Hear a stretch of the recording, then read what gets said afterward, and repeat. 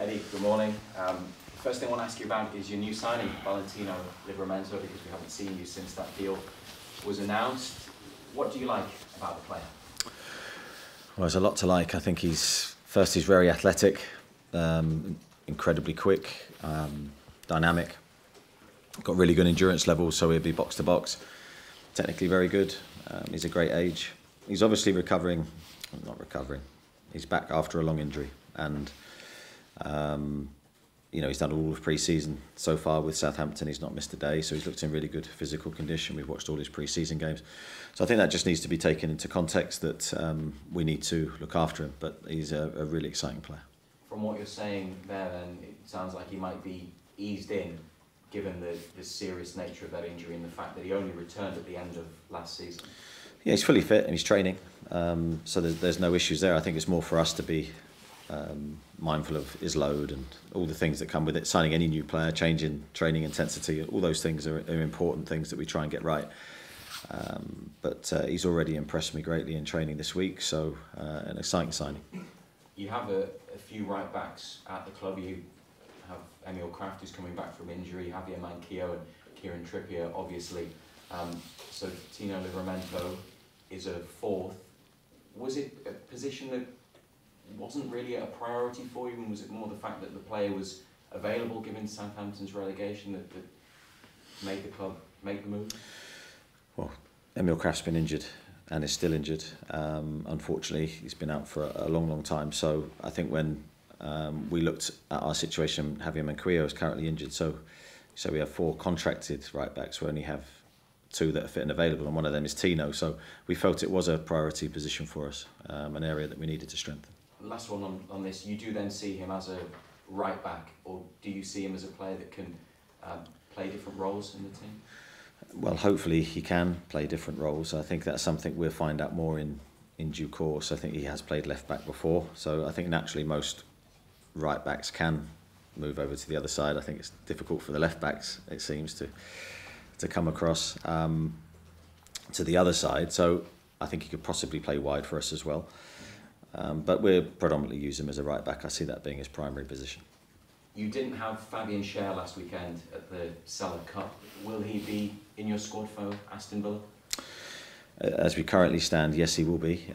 He has trained this week. He's trained well. So he was back with us Tuesday. So he's had a full week's training. You had a pretty tough and demanding pre-season schedule. What sort of shape do you feel you're in now going into the new campaign? Yeah, I feel we're in a good place. I think it was an intense pre-season period for us, especially with the trip to America. That felt, with the travelling and everything that comes with it, playing in different places, that felt it was a really good experience. We enjoyed it from lots of different aspects. Came back, and I think it's been really good to get the 2 weeks back here. The double header at the weekend, I think, sort of finished off where we needed to be. I think now we enter the season probably where you'd expect to be after a full pre-season, fit, eager, and looking forward to the challenge. And that pre-season trip to the United States included a match against Aston Villa less than 3 weeks ago. Can that help you with your preparations? Will it inform your thinking in any way? Yeah, I think you take things from every game. I'm sure they're looking at things, we're looking at things from that game. I always think pre-season games are very, very difficult to analyse, to take too much from. You're looking at it purely, really, from a fitness perspective and trying to see the team mould a style of play that will last throughout the season. I think we've seen that, but I think to make dramatic statements on what you see, and no, I tend not to do that because I don't think that's a wise thing to do. Final thing I want to ask you this morning is about the new technical area protocols that are coming in for this season, where only one member of staff will be allowed at the front of the technical area. Someone else is allowed a bit further back, close to the seating. Given the way that you and Jason Tindall have worked together in partnership for a long time, how could that affect you? Yeah, strange that's been brought in this season. From our perspective, that's a blow because we've just worked naturally. There's been no necessarily big plan of ours at the start of our careers to work in the way that we do. It's just naturally evolved. It's just happened, and we've always had that way of when the game's going on, I want to help the players as much as I can, and I feel I help them. I hope I help them rather than hinder them by being close to them and trying to be quite active and vocal. And then naturally he joins in, and there's certain aspects of the game that I ask him to concentrate on, and he will then in that moment try and help the players too. Now only one of us can do it. It's just something we're going to have to navigate. I think you'll see quite a bit of rotation from us both on the sidelines. Thanks. Keith? Eddie, you said there that strange that's been brought in this season. Do you think that's perhaps maybe in response to how well you two work together? You don't know. I've got no idea. I think there are a few comments about how we worked last year, and I don't know whether people have looked at that, but it is what it is. I think the rule has probably always been there. I think we've had these meetings before historically where one person's supposed to be in a technical error, but I don't think it's been managed correctly. I don't think it's been enforced. So yeah, I think there's going to be a dramatic change to that now. I think they will manage that process, but we just have to find a way around it. I think, I always want to be, as I say, there to help the players, but I just think we're going to have to move in and out. From the outside looking in, it would almost look or feel as though it would be more difficult for Jason, this situation, than you. Yeah, I think it probably will, because I think he'll feel a natural tendency to want to get forward and then probably be told he can't, and we don't want to see him get sent off. So we'll have to try and get him chained to the dugout. Pretty crazy out there today in terms of the transfer window. There's a lot going on with 24 hours until this, or less than that, until the season starts. Tonight, Liverpool on the verge of breaking British transfer record. Harry Kane on-off transfer to Bayern Munich. How pleased are you with the fact that you've got the bulk of your transfer business done earlier? Is there a degree of comfort there for you? Well, I think, especially when you're bringing players from abroad, I think it's really important that you try and get them early, because there is a settling in period, both off the pitch and on the pitch, that you need to try and navigate your way through. I have to compliment Sandro and how he's handled the move and how he's adapting to those changes. I think he's done really, really well. So yeah, ideally you do get them in early, but it's not always perfect. You've got a selling club, the transfer fee, all these things matter, and that sort of changes the speed of deals. So we're pleased to get the majority of our business done early, and I think we're in a good place. You said towards the end of the season that this was going to be your biggest transfer window, your toughest one. Do you feel now, with Champions League football around the corner as well, this is going to be your toughest season since taking over? I think naturally you sort of move from challenge to challenge, and I think now with the challenge in front of us, yes, I'd say sat here today, it's our biggest challenge. But I think it's something we have to be excited about, and we have to try and take head on. There's no aspect of me that's wanting to step back from that. It's front foot forward, and it's right into it. We go into a very difficult start of the season. For me, that's clear to see, and that's another challenge added to sort of the season in itself. But we'll give it our best shot. We'll go fully in, and that's all I ask the players to deliver is their absolute maximum. And with the additions that you've made to the squad, do you feel the squad is robust enough to deal with both the challenge domestically and in the Champions League? I think, well, you never quite know. That depends on injuries to a point, and suspensions and all those things. So you could be sat here saying, yes, I think we have the perfect squad, and you get 5-6 injuries and you go, Jesus, it doesn't look the same now. So I think it's dependent on that. I'd love one more player. That's what I'd love personally, and I think then we would have the ideal depth at this moment with the injuries that we currently have. But let's wait and see. Have you been given assurances that there is funds there? Should you find someone? That's a good question. Not 100%, because I think it depends on the deal, and it depends. I think we may have to be creative with this last player, but it's difficult to make that a definite, because again it depends on injuries between now and the window shutting. Thanks, Eddie. Cheers. Thank you. Hi Eddie. You said you felt a bit exhausted. You alluded to it there after the summer series and what has been an intense pre-season. How are you feeling in yourself now, 24 hours out from the start of the Premier League season? I never said exhausted, Andy. That was you. No, I just said it was intense. That might have been the weather, actually. Yeah, but no, I feel good. Hopefully I look okay. Don't look exhausted. I feel good. I feel ready. I think you miss the competitive games. You know, we've had the pre-season friendlies and they're great, but you miss the competition. Hopefully, I'm still saying that when the season starts, that we enjoying the competition. This season's going to be a great challenge for us. It's not going to be easy, but I back us to all, raise our levels and hopefully do well. Obviously, the documentary is out today. I know you love them so much. How much have you missed having the cameras around them? Is this the sort of thing that the Hows will be watching over tea at any point? I don't plan to watch. Obviously I was forced to watch at the premiere. I couldn't sit there like this, so I had to watch. And certain bits of it I enjoyed. But no, I won't be sitting down and watching them. I'll be focused on the games we have. I think they're coming at a difficult time because you're straight into the first game of the season. On the actual football, you're entering your second full season now as Newcastle United manager. There's been so many changes, arrivals, departures, training ground upgrades as well. I just wonder, how does this Newcastle United feel to the one that you walked into all of that time ago, and how close is it now to where you envisage this club to be?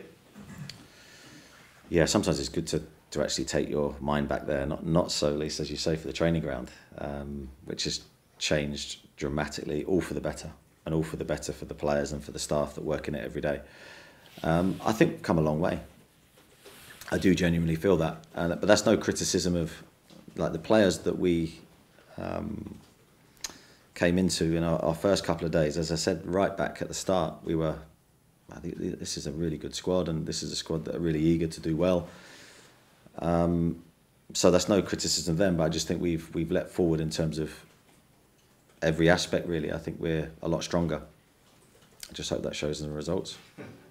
In what ways, you mentioned how it's a big season. It feels like a big season right the way around the city and the region. In what ways do you see and sense that excitement? Obviously, you're in the training ground 20 hours a day or whatever it is, but how do you kind of see the excitement around the city? Through your eyes, really, in these moments, because I'm not around. I'm not around the city. I take myself out of that sort of environment. I'm here. I'm at home. I've said this before, and it's no lie from my side. And I think that helps me make, hopefully, good decisions and stay emotionless when I have to make those decisions, because I think that's important. But then I also want the city to be absolutely bubbling. I want it to be, they can't wait to come to the games. So I want that internally for everybody connected with Newcastle. I'm just not experiencing it myself. Just on Aston Villa, obviously there's been a pretty big recruitment drive over there in the off-season as well. Do you feel like they're also a club that's kind of coming back to past glories now under Howe? Yeah, well, definitely. If you look at last season and the job that he did, and we obviously encountered one of those wins that they got towards the end of last season. I thought they were excellent against us. I think he's done a magnificent job. I think his players have done a magnificent job as well, and they narrowly missed out on getting close to us. So we know it's going to be difficult. As I said, we've played against them again during pre-season, so I think we know each other quite well, and I think there's a lot of healthy respect between the two teams.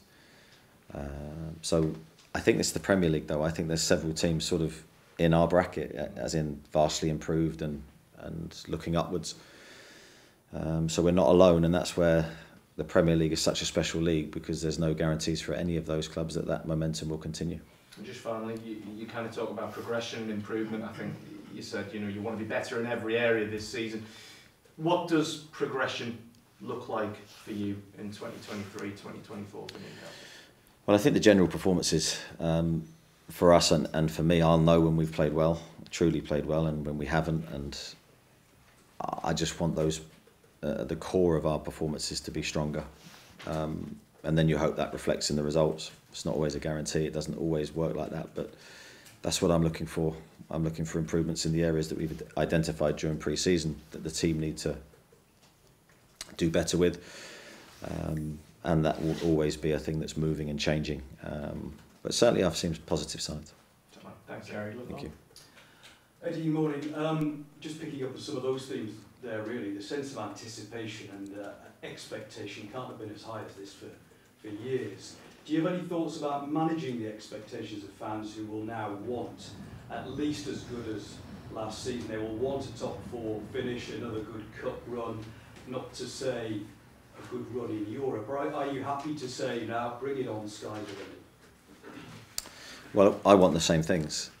But I think, in my experience here, I think when we've played home and away, the big thing the fans, the supporters have wanted, is a team that tries, is a team that will run, is a team that will work and show that we're there to win or to try and win.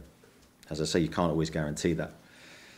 And for me, that's the first port of call for me as the manager that I need to see from the players, week in, week out, is that desire to do everything they can to get positive results, and the work ethic and the hunger and the body language, the attitude to the game. We're really proud to represent the city and the football club, and that has to show as a baseline. And then everything else on top of that, for me, comes as a bonus.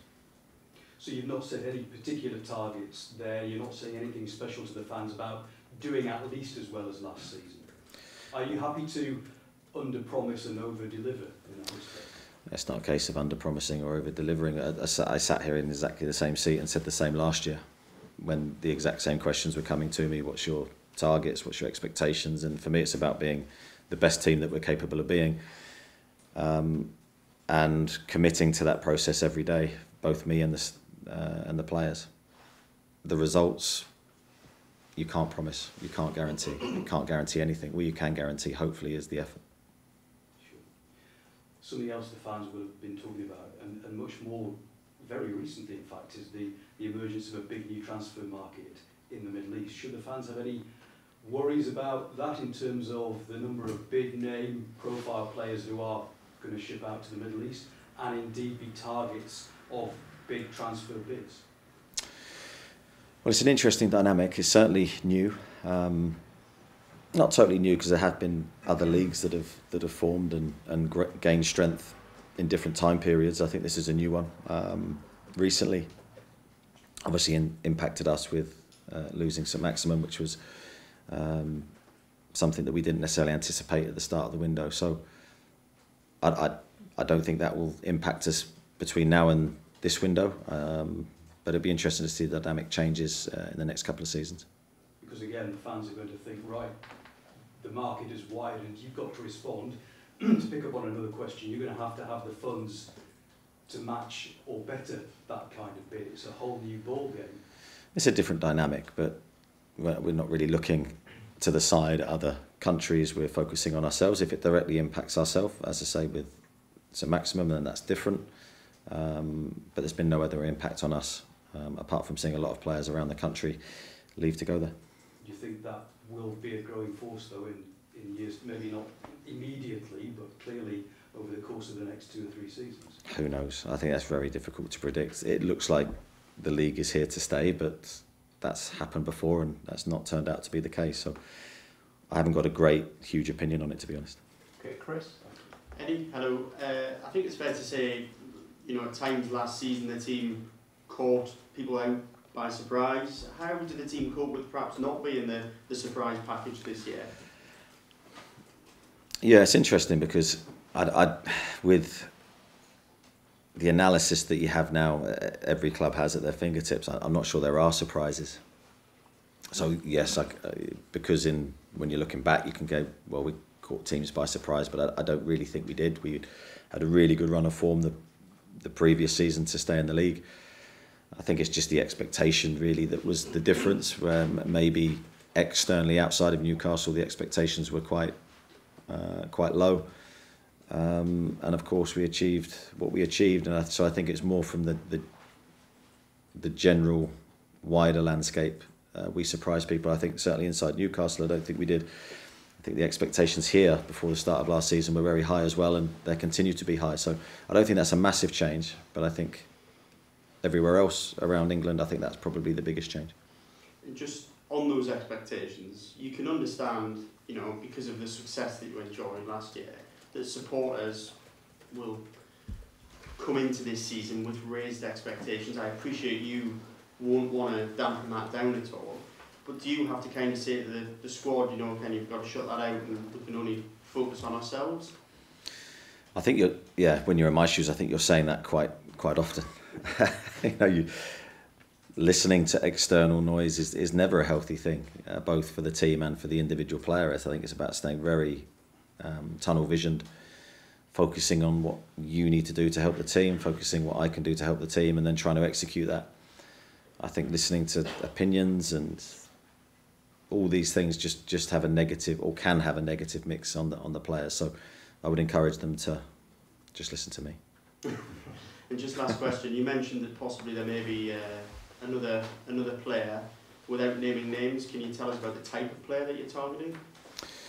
No, hopefully a good one. But there's nothing close on that. That's something we will need to discuss internally, and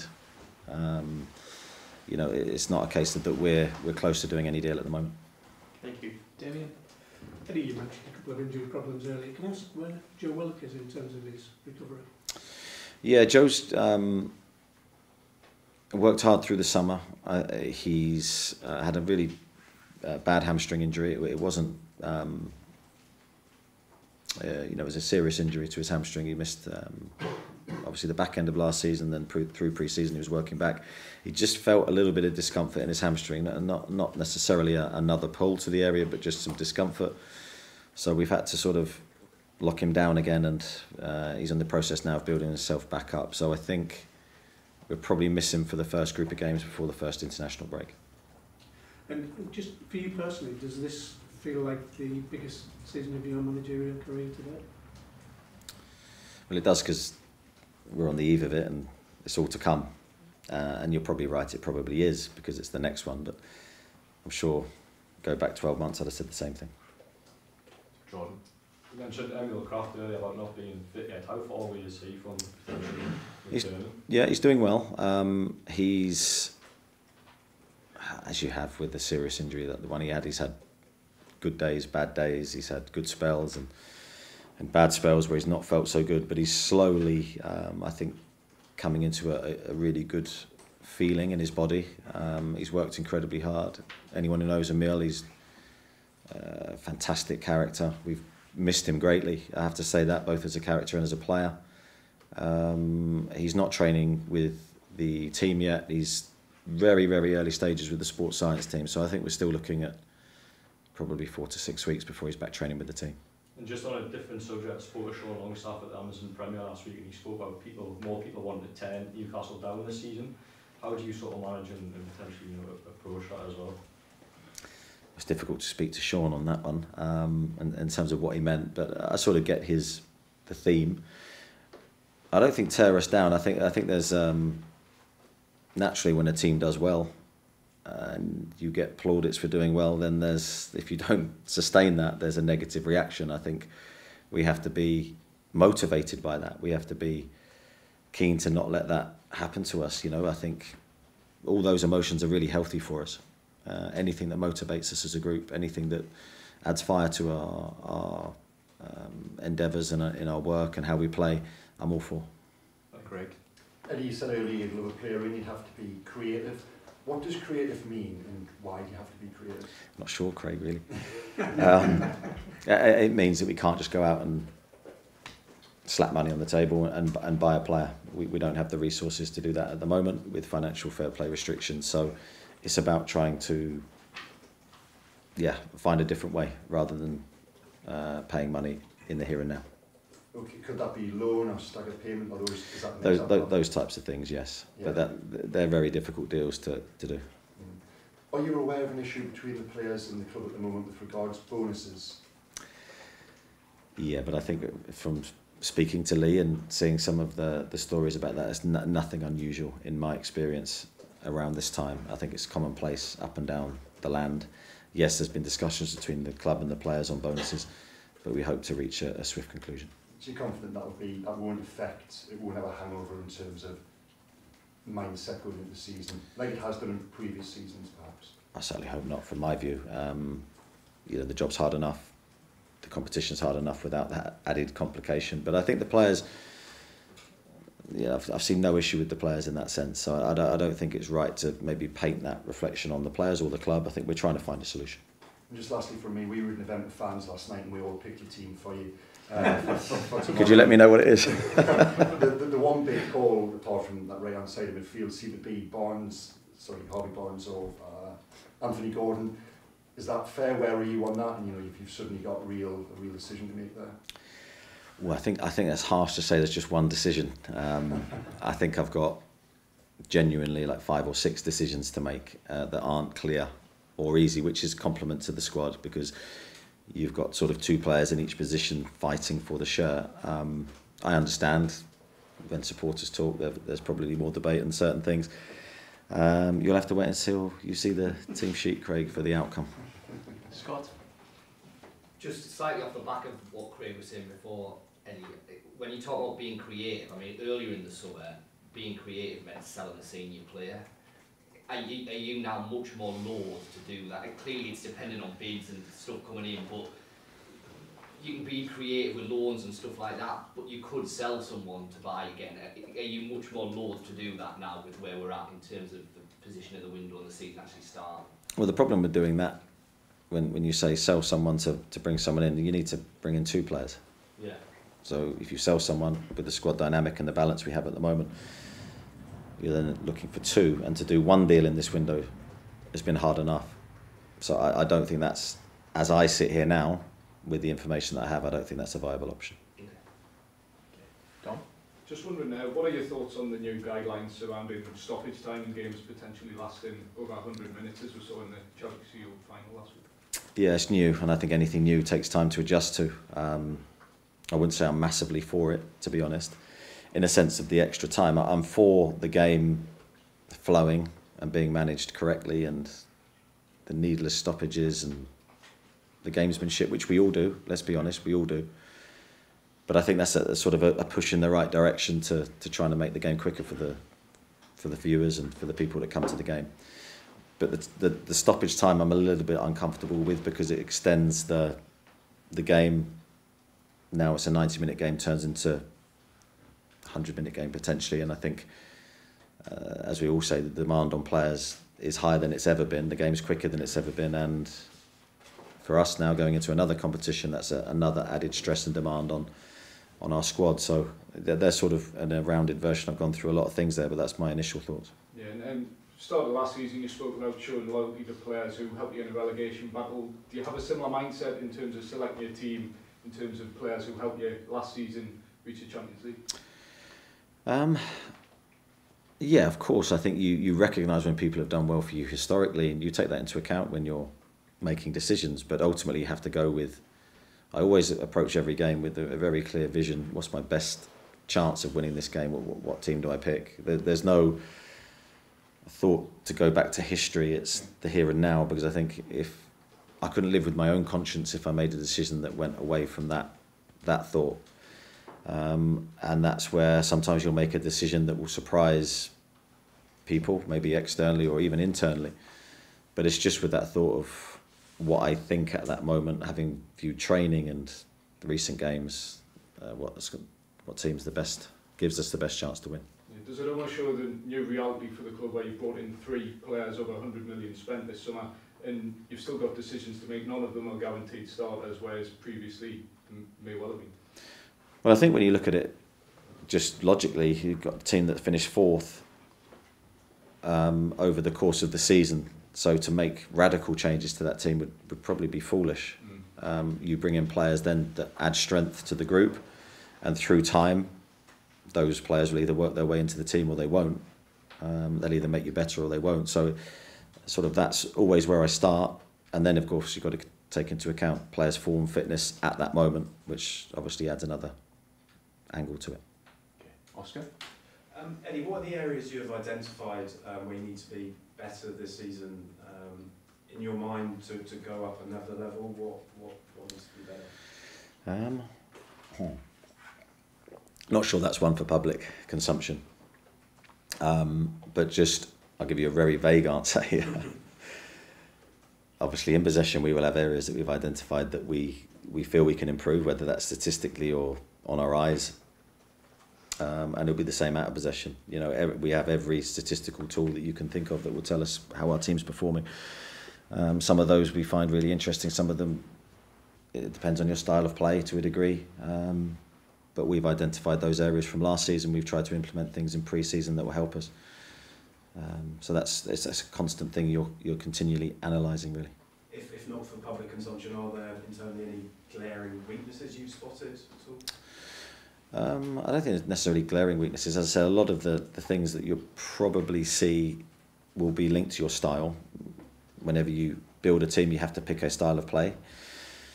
Whatever style that is, comes with risks. And that will probably then tend to be the things that you'll look at and think, well, we need to improve this area, and then you go away and work on it. Martin? You mentioned before why you'd use anything to kind of fuel the fire. I know the two pundits, but they're quite high profile. When Gary Neville and Jamie Carragher don't put you in the top six, does that rankle with you a little bit, or how do you feel when you see that? Me personally, not really. But if it fuels my players, whoever, supporters, I'm for that, because that's an emotion that you can use. I think for me, if I got agitated or motivated by those comments, then I would be or what's the word? I would be swayed by positive comments from the same people, and I don't think that's right for me to be swayed in my own thought processes by other people, unless those people are my coaching staff or someone that I really trust internally. So I tend to let them just wash over me. But ultimately, people will always write us off, and I urge us all to come together and fight tooth and nail to prove people wrong. And in my job, you have to prove people wrong every single day. And I've said my ultimate emotion that I use is fear of failure. Some people might see that as negative, but it's fueled me all my career to work as hard as I can to make sure we don't suffer that experience. Do you think the club has perhaps been a little bit overlooked, and do you actually quite like that? I tend not to give it too much thought, really. If we're overlooked, that's fine. That's people's opinions. It's up to us to change them. But ultimately, the league table at the end of the season won't lie. Where we end up is where we deserve to be.